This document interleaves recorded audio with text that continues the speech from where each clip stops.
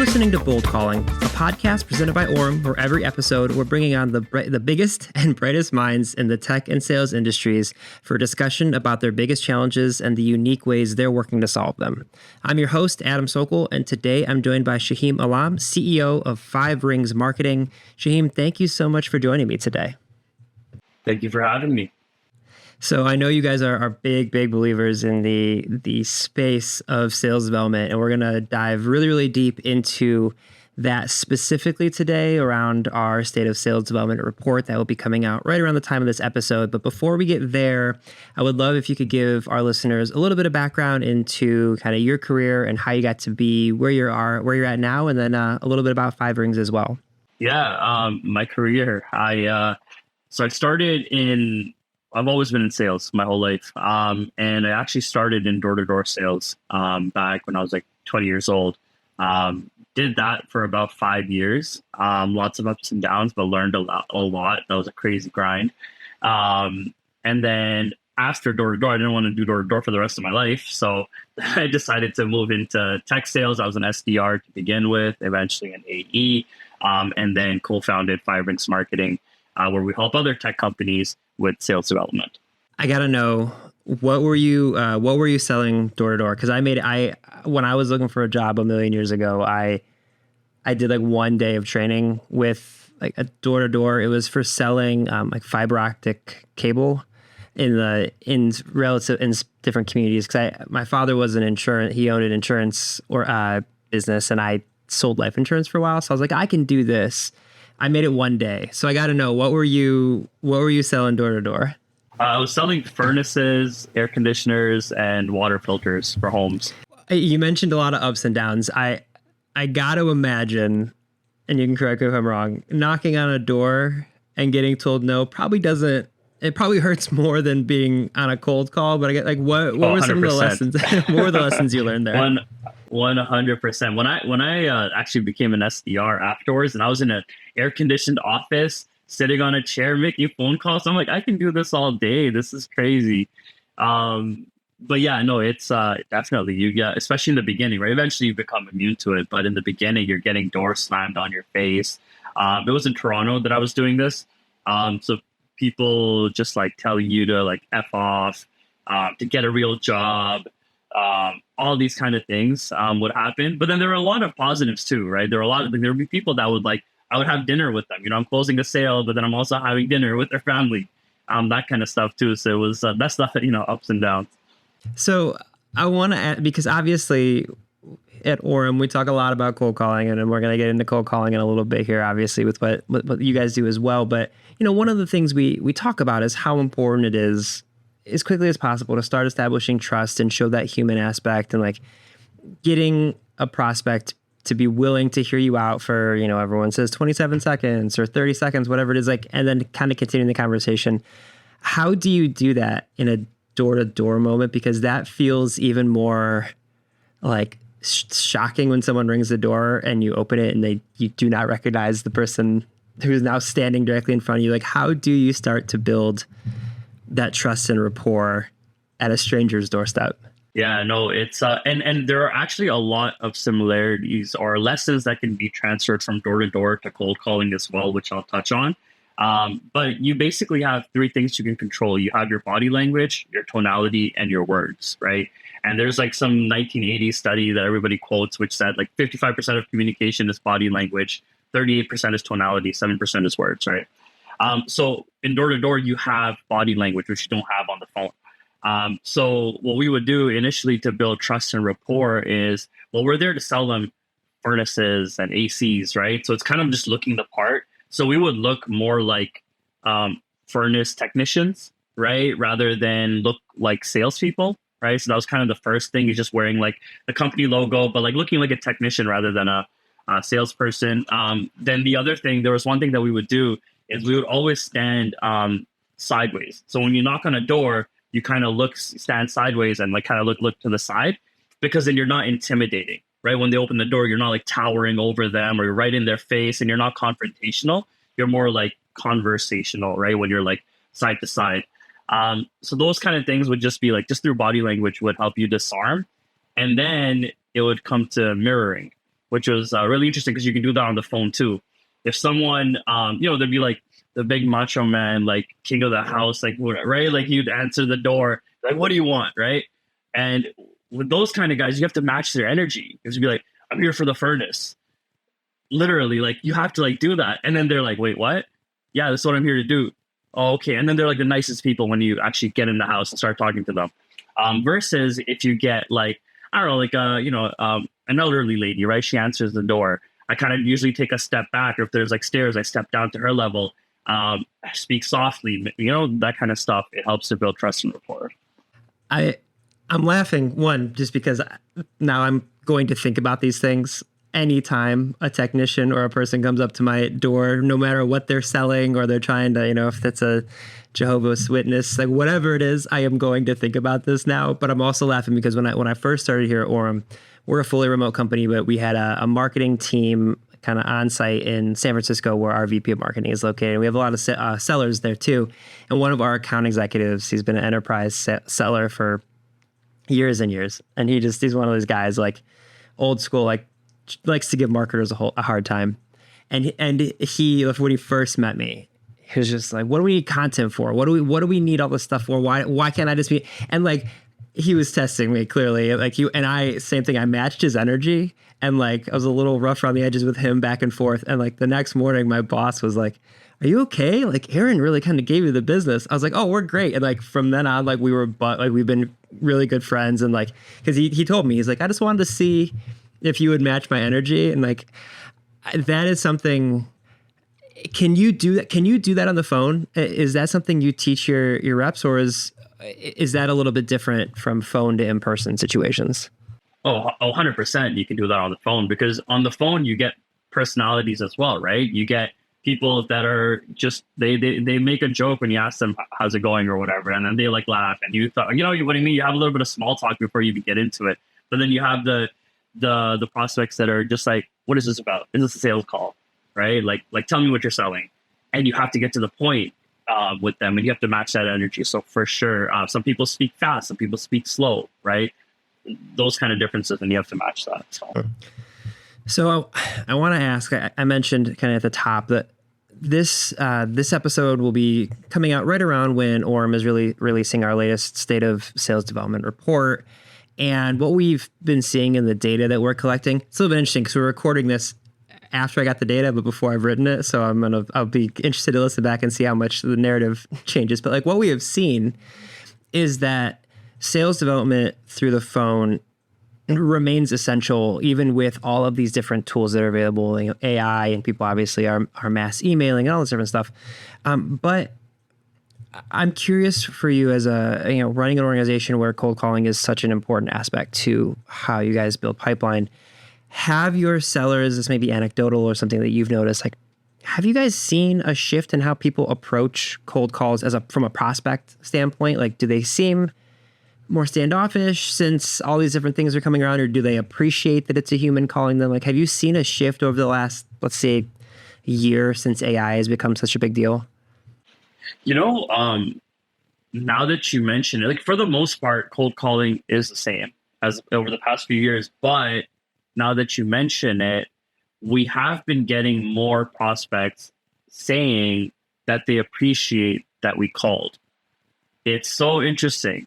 And they're like, yeah, like I don't read emails. I don't read my LinkedIn. Like, and they actually respect and appreciate the fact that we called them.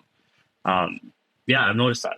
That's interesting. Yeah, I think the way I see it, like from an AI standpoint, is it's like, and really, I feel like any change that like kind of sweeps across a whole industry is, it goes from one extreme to the other and then tends to land somewhere in the middle. So like when, 18 months ago, I actually remember when ChatGPT first became like really well known, I had been at Orem for like a month, and I jokingly asked my VP of marketing, I was like, do I have a job still? Like, what's going on?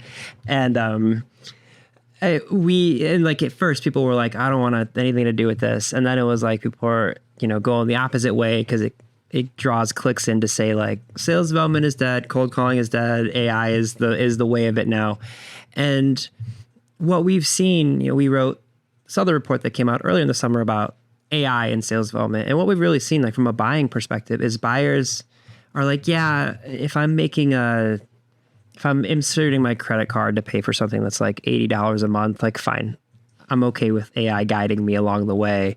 But for larger deals and when there's nuance, they really do want to talk to a human being. And so I'm curious, like, has your team's approach to sales development shifted in the last year or so? Or I guess, how are you guys looking at building pipeline? Yeah. I mean, it's kind of like you need to have all channels humming, right? They're all different types of buyers, so you need both outbound and inbound. Cold calling specifically, we can get into this a little bit later as well, but really, like the approach is always to start off with good tonality, introduce yourself, and then we always like to ask a relevant question, right, to start a conversation. That's our approach. And I think if it's a smart question, it's a relevant question, then it works really, really well and people appreciate it. When it comes to other things, like I think email is actually a channel that can be leveraged really, really well using AI, but not with those fully automated AI systems that are like have popped up overnight, right? That'll find the prospects, message them, and then insert, what school they went to and blah, blah, blah, like those kind of things. Right? Like I get some things like, have you tried this restaurant in Vancouver, by the way? I'm Oh like, my God. come on, man. Like, So many of them.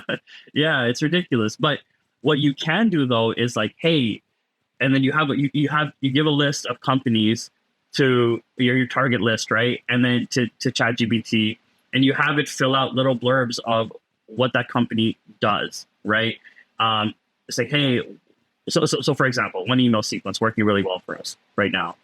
It's, hey, we can connect you with more X that are looking for X. So their persona, their target persona, based on what ChatGPT thinks is their target persona, and then that are looking for whatever that company does, right? So now it's actually a personalized email because every email is different, right? Which persona they're targeting and whatever, it's all different, but it's very human still. And again, it's not fully automated. It's use ChatGPT in this way. So I think it can really enable your outreach if you do it right, but you can't fully automate it. So that's where we are right now. And then when you're inserting the cold calls into those sequences, is it usually like email then cold call, or like have you adjusted your sequence? Obviously, everyone is always tweaking and trying to master what sequence works best, but over with the rise of being able to automate some of this stuff, have you guys been tweaking how your sequencing looks from a cold calling standpoint? Not really, because I actually like I believe that it's not that important what order your sequence is in. Like I think people talk about that a lot. Like this is the perfect sequence. Like call, email, or email twice first, and then you call, and then you LinkedIn connect. I just think as long as you do all those things at some point and do enough of it, you're gonna get a hold of the prospect, right? We do like to email first before calling because a lot of our call scripts will start off with, "Hey, I sent you an intro email. Did you get it? No. Okay. Well, this is what it was about, right?" So we like to do that. But it's like not it hasn't changed because of AI or anything like that. Yeah. I want to get to, you were mentioning before about like asking a relevant question. I want to dig a little bit deeper in that, but I'm laughing because you talked about, like eventually, as long as you're doing all these things, eventually you will get a hold of somebody. Two things. One, Kevin Dorsey, Katie, an influencer that basically everyone on LinkedIn in the sales space knows. We had him on an event we did earlier this year. And he basically talked about, he's like, I know if I keep calling people and like leaving voicemails for them and I can see that they're opening some of our emails, he's like, eventually they're going to answer the phone. And even if they're irritated, they're like, what do you want? Like they will eventually answer it. And then like you talked about relevant questions. Like I want to ask how you guys come around those, because our VP of sales, Kyle Inspector, he always jokingly talks about like he'll get someone on the phone, and especially if it's someone who's standoffish and they're like, I'm not interested in what you've got. He always he'll disarm them by being like, yeah, I'd be falling out of my chair if you were interested in what we've been on the phone 12 seconds. You can't be interested. I haven't even told you about it yet. And it's like, and then he'll get them to kind of open up a little bit. But for you, how do you guys approach what a relevant question looks like and sounds like depending on who the prospect is? Yeah. So Yeah, and we do this like across several clients, right? So all kinds of personas and industries, but it's really about, yeah, like who are you calling? What is likely their biggest challenge that they're facing? And we usually have three options in our scripts, and then for our callers to just kind of like experiment. Uh, but it has to be relevant to challenges that they're probably facing related to the product we're selling, right? So just asking about that, like, hey, how are you currently handling this? Okay, so I'll give you the five rings example, right? Like my own BDR for five rings, we'll say, hey, correct me if I'm wrong, but I noticed that you're at 5 million in revenue. How are you? What are you doing for your top of funnel to get to the next milestone? Yeah, that's what he'll say, right? So now it's like a little bit relevant. We did some research. We could be wrong, but whatever. We did some research, and then what are you doing to get to the next milestone? It opens up a conversation. Mm-hmm. And I'm always like blown away by the talent of sales reps who do what your team is doing, which is they're able to manage like outbound for different organizations and different personas and different industries. Is that how you guys, are you giving each of your reps different industries that they're dialing into, or are you kind of be saying like, all right, Shaheem, you are going to be working in realty or telecom, like whatever it is, and like that's your space. Like how are you determining which reps are doing what? Yeah, we definitely don't have like an assigned rep per industry. I think it's very hard to build and structure it that way. But I will have, like I do have one rep that just ended up getting a couple clients that were calling into pharma. So now the next client that I get into pharma and he has a slot available, I'll assign him over someone else, right? So it's stuff like that will happen naturally, but not, what is it called, like deliberately. Mm-hmm. How do you guys go about coaching reps who have such a breadth of things that they are calling into? Because obviously at bats is the most important thing, and that's why so many people use ORM. We can get them into more conversations, and the at bats are so crucial. But like, one of the biggest things we've been talking about is like the nuance around creating interest specific to that prospect. How are you guys going about coaching reps who are tackling such a breadth of personas and industries? Yeah, you have to have really tight scripts. Tight in the sense that it has everything that they could need. So, we get the FAQs from our clients. We'll get objections we can expect to hear from our clients. And as they start to hear new objections, we do pitch practices and role plays with our clients. So then they help us, get the answers, and we start updating the playbook, the script. And then also within the script, we build in A/B testing into the script. So like I said, that first question in the opener, we'll have three of those. It's like, hey, go test these out, see which ones resonate the most. We have a couple different options for when someone says, what do you do? Or what do you want? We have like two or three different options of how to answer that. Three different options for the presentation part. And then they try them all out. And over the first few weeks, they start figuring out what works, what doesn't. And then, we stick to those. So that's how we go about it.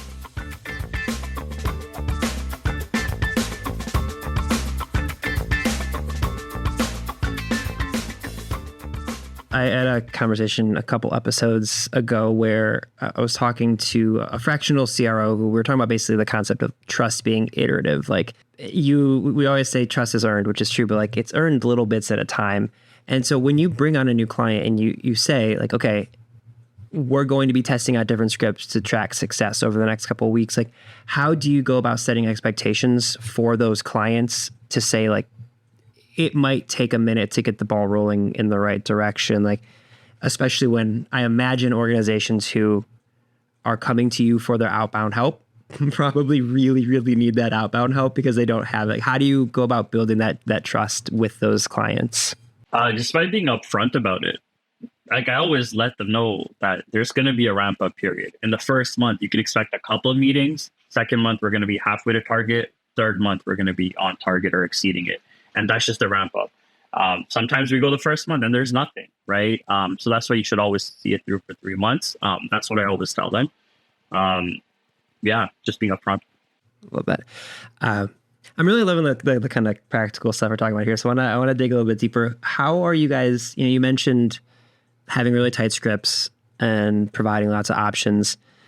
Who is managing like creating those scripts and things? Is it the reps themselves? Do you guys have ops teams that are constantly iterating? Like, how does that work for your team? Yeah, so we have a general, I don't want to say template, but a script template. Like these are the different parts of the script. This is how we usually start talking in this part, and then you insert the rest. So we have that. So the rep will build the initial copy, and then the team lead will look over that and kind of like make sure it's okay. And then the account manager, who's our client's main point of contact, will kind of finalize it basically.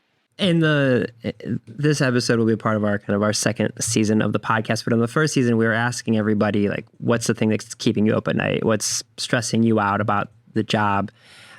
In my mind, I've spoken to a number of people who do what your organization does. We're like building outbound on behalf of other organizations, and to me, it strikes me as like a space with unlimited opportunity. If your reps are good at their job, you can always keep growing by adding more people, and people are always going to need help finding more pipeline. So, but for you in this space, what is something that's stressing you out or kind of keeps you up at night wondering like, what's the next thing you have to solve? I think the biggest challenge I think that us and firms like ours face is that when we're working with our clients are startups, right? They're usually Series A, earlier, few Series B. They're figuring it out, right? So they don't have product market fit yet. If they're earlier stage, they don't have a sales process yet. Sometimes they don't know who to target. We're figuring that out for them. They don't know what the messaging is. We're figuring that out for them. And all of that is fine. And the biggest challenge is we can produce the results, get all the meetings on the board, right? Get them all there. But then for whatever reason on the client side, they don't close. Now that could be a sales process thing, or it could be a product thing, right? Because both have not been developed and been proven yet at that stage of a company.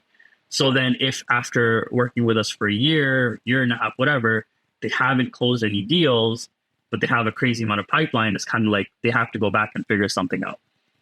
Right. And so I try to coach some clients on, sales. I can only get involved so much without offering like a full blown consulting service. But that's the biggest challenge that firms like us face. Oh man, that has to be so stressful. Okay. How knowing that there is only so much you can do from that front, but you are kind of relying on them to close these deals in order for you guys. How do you, like you said, you can only do so much, but how do you approach that stress of being like, oh my God, like we're booking all these meetings for you, but you kind of always have an eye on like their news. How are you approaching a thing that you really don't have complete control over? Yeah. More recently, I'm working closer with our clients, especially the super early stage ones, and just helping them develop a sales process, giving them like best practices, talking them through, what they should be doing.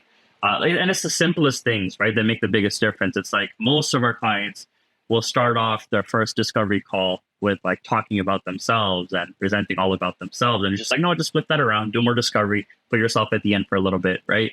Little things like that go a long way. So just giving that advice.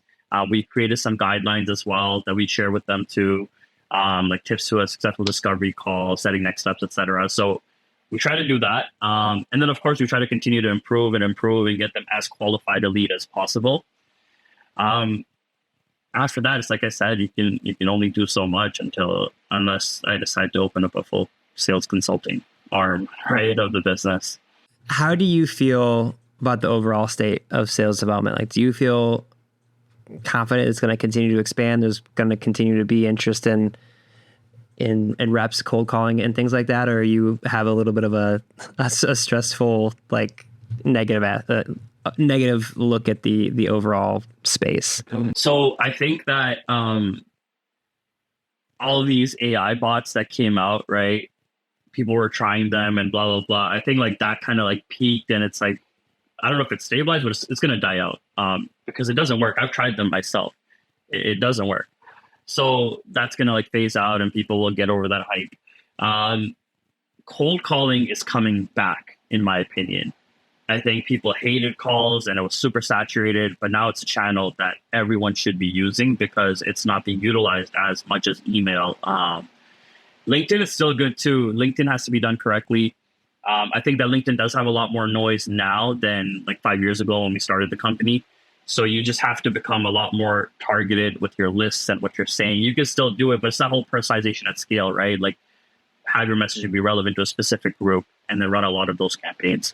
That kind of stuff. So I think that I think companies need sales development. Like you need pipeline, especially if you don't have an inbound funnel coming in. Where else are you going to get your leads? Yeah, you can go to your events and go to your network, but that's only like so much, right? So you will need outbound until your inbound is working, but you'll still need the outbound because there's a different type of buyer. There are buyers out there that don't know that there's a solution to their problem. And that's what sales development a lot of times does is you're facing this problem, spinning your wheels, but you don't know that a solution exists. So we educate you on that. I love that. I also think it's like, depending on your market and the types of organizations you're looking for, it also like sales development, it's a catch-all, but like it means so many different things. Like if you're trying to get into enterprise, sales development might just be you have reps calling individual contributors and directors and managers below the line just to give like create brand awareness and to like, hey, we've got this event going on or we've got this webinar going on. Like we just released this report and like not trying to sell you anything, but I know a lot of people in your space who are interested in it. And it's like you kind of create this groundswell. And if it's a, a mid-market company, maybe you are trying to book that meeting on that first call, but like sales development people are really like the front line of a lot of times just informing the market about what you do, and they can't be interested in purchasing your product if they aren't aware of your product. And so I agree with you. Like, I'm biased. I work at Orem, so obviously we're big believers in the phone, but like, it's such a great way to cut through the noise and have a conversation with someone after you get that past that first 30 seconds. And yeah, I agree with you. I think the more people willing to pick up the phone and just have a conversation with someone, just like you said, hey man, I just want to level with you. This is what we're doing, but I know that you people in your space have a need. So can we have a conversation? To me, that's always going to be better than sending out 5,000 emails and hoping. It's also, and I think I posted on LinkedIn about this, but it's also like the best way to get unghosted within a sales process, right? Like you have someone, they have a proposal out, or you've sent some stuff to them, and now you're getting ghosted. And so many people just keep emailing and LinkedIn and emailing.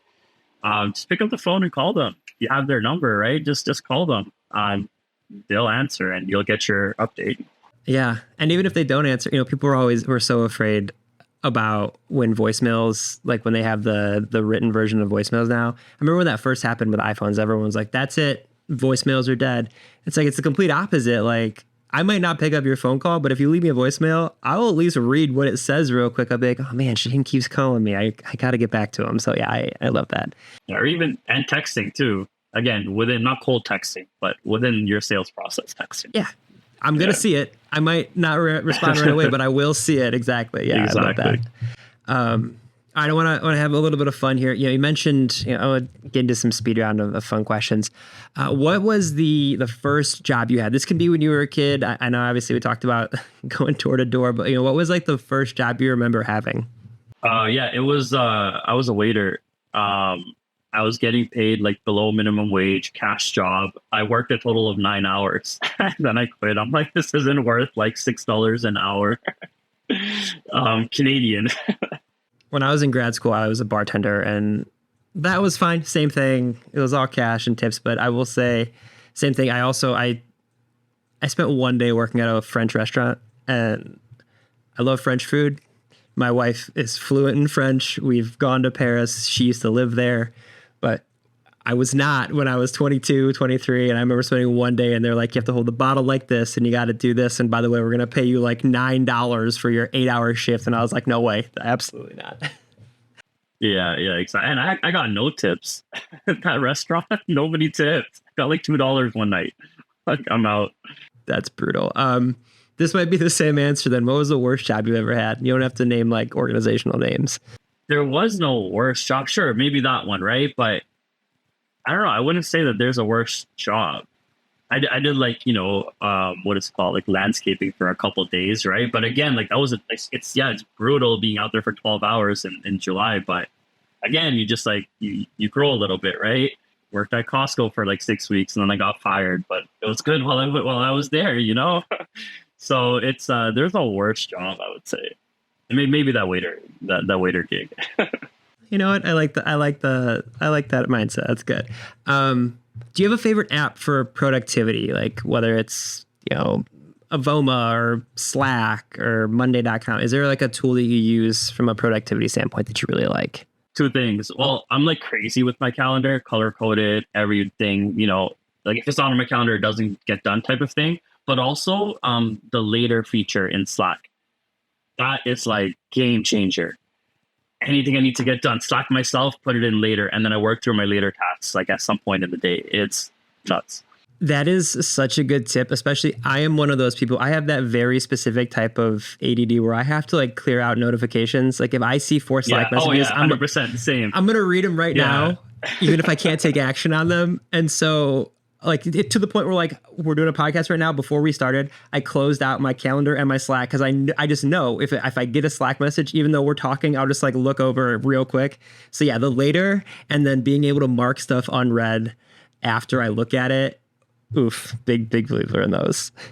Do you have a favorite app for fun? Like I've had randomly 3 different people have said the chess.com app or TikTok or Instagram. Like, do you have something that you use that just kind of kill some time for enjoyment? I spend way too much time on Instagram, and I've set the reminders too. I just ignore them. It says you hit your 10-minute mark, and I was like, nope, 30 minutes for the day is done. Nope. Like I spent a lot of time on Instagram, I would say, as far as apps go, but no other apps other than that. Yeah. Those notifications about like, hey, you've hit your limit always crack me up. There's one in the United States, sports gambling has become very, very popular. And where I live in Ohio, it's now legal, and they have all these commercials for like, DraftKings and all these different a lot of the commercials will be like, yeah, and by the way, you can set a limit for yourself so that you never spend too much time. And I'm like, that is great in theory, but to your point, it's my phone. I can just take the limit off at any time. Like, best laid plans. Yeah, exactly. Do you have an ideal work day? Like, what's the best type of day you could think of? The best day is when I'm like just actually working and not in any meetings. That's like, the best work day because you actually get work done. But I think like the best days. So I like to wake up pretty early. Like I wake up around like 5-ish, and that's because I like to ease into the day. Ease into the day. And then the best days, like if my mornings don't have like meetings like 8 a.m. right? If my first meeting's at like 10 or something, and say, okay, cool, I get to get some work done. So a meeting light day. I'm able to actually get like some 2-hour blocks of work done throughout. That's probably the best. And then last question for you. I think I have an idea of how this is going to go, but I want to ask anyway. I ask everybody, what is a cold call opener that would get you to at least hear a pitch? So if someone was calling you, how could they keep you on the phone for longer than that 30 seconds? I tend to give people a chance anyways, because like obviously like that's the thing. I'll give them a chance, but if I wasn't like that, honestly, even something like, Shaheem, got a minute? I'd probably be like, yeah, what's up? I'd probably say that. Yeah. Which is kind of crazy. I would never ask my reps to do that, but I don't know if it'll work at scale, but it might work with me. Yeah. Honestly, I assumed you would be the type of person that would give people a chance. I'm the same way. Like always. I work at Orem. Like if I am not going to give someone a chance. In fact, my favorite thing is some of our competitors they have a delay. Like between when you call, when someone picks up the phone, there's like a delay. And so if I say hello and there's like a 2-second delay and then they're like, Adam, great, I will respond. I'll just be like, hey, what platform are you calling me on? Because there was a pretty rough delay and like it just throws them off. And I'm like, I just like completely, so I'm a marketer and I still completely switch it on them. I'm like, I work for Orem. We do X, Y, and Z. And they're just totally thrown off. I'm like, I'm going to let you get to your pitch, but I'm just saying you guys should check us out. Well, Shaheem, where can people find more about your organization and what you guys do if they're interested in kind of learning more? Yeah, 5ringsmarketing.com, or just find us on LinkedIn, me, Shaheem Alam on LinkedIn, our company, 5 Rings Marketing on LinkedIn. Those are the two best places. Beautiful. And I'll make sure I drop all that in the show notes as well. Shaheem, thank you so much for joining me today. This was a blast. Thanks so much for having me, Adam. It was great.